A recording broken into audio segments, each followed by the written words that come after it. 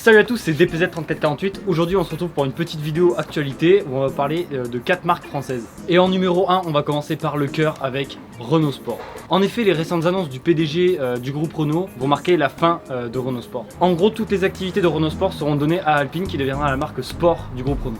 Un petit rappel historique, Renault Sport, fondé en 1976, a réuni les activités sportives d'Alpine et de Gordini. Mais le nom Renault Sport est apparu officiellement sur des voitures de série à partir de 1995. C'est pour ça que la Clio 1 Williams ne porte pas le nom Renault Sport, parce qu'elle est sortie en 1993.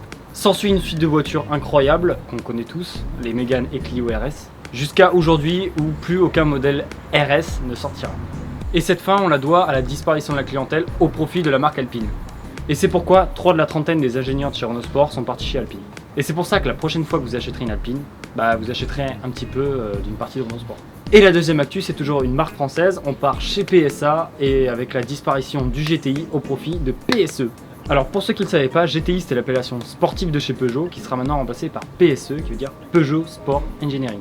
La première voiture annoncée sera la 508 PSE qui sera hybride, cependant on ne sait pas exactement quel moteur sera monté dessus, mais d'après les rumeurs ce serait le 1.6 THP de la 208 GTI, donc qui développe 200 chevaux, couplé à un bloc électrique pour culminer à une puissance d'environ 360 chevaux. Ce serait la même motorisation qui serait utilisée sur la future DS9. Et Peugeot Sport rejoindra également le championnat du monde d'endurance en catégorie hypercar. Pour la troisième actu, on reste chez PSA avec l'union entre PSA et FCA où les accords ont été revus à cause de la crise du coronavirus. Ça a pour but d'encore une fois repousser le mariage entre les deux géants de l'automobile, donc affaire à suivre. Et pour la quatrième actu, c'est pas vraiment une actu, c'est plutôt une rumeur comme quoi le groupe Volkswagen voudrait se séparer de Bugatti en échange de quelques pourcentages de parts de société chez Rimac.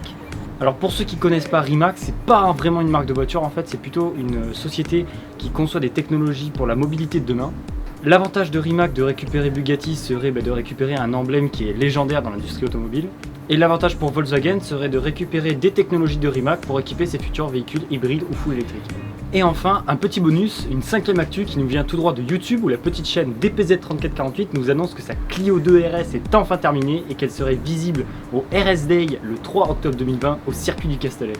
Et voilà, c'est tout pour ces actualités automobiles. Donc comme vous l'avez compris, on sera au RS Day le 3 octobre au Castellet. Mais de toute façon, on sera tout le week-end dans la région du Castellet. Donc voilà, si vous voulez nous voir, n'hésitez pas à nous envoyer des messages sur Instagram. Sur ce, n'hésitez pas à vous abonner à la chaîne pour pouvoir voir nos autres vidéos. Et vous pouvez aussi aller faire un tour sur notre compte Utip ainsi que le compte Instagram. Et puis moi, je vous dis à bientôt pour de nouvelles vidéos. Allez, ciao!